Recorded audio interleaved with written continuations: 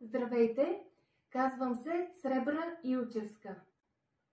Рисувам върху кецове и други видове спортни обувки.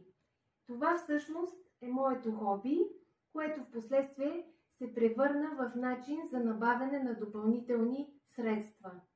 Създадох си и Facebook страница, където комуникирам със своите клиенти.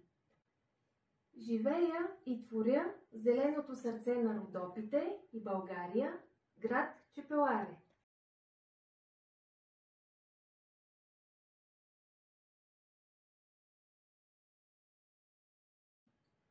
Разбира се, че не липсват предизвикателства, като изчерпването на определен модел и размер кецове, подходящи за рисуване, трудно откриване на качествени материали за рисуване върху текстил и понякога липсата на търпение от страна на клиентите.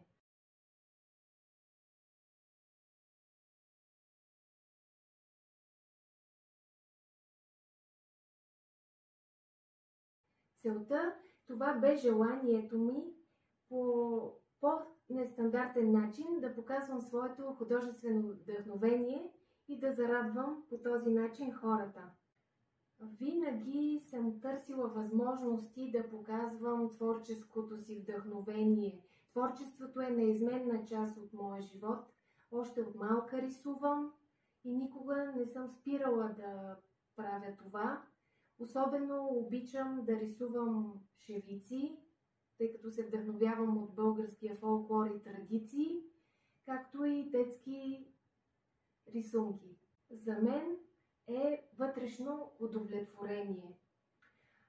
За хората мисля, че успявам да ги зарадвам и да ги заинтригувам с моите рисунки.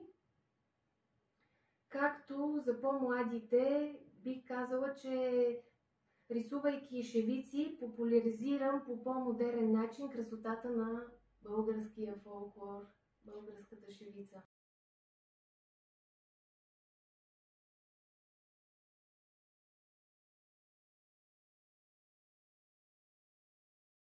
Да действат, да не се замислят много и дори да не се получи от първия път, да не се отказват, все някой ще хареса това, което правят, да бъдат себе си и да не изневеряват на своя стил.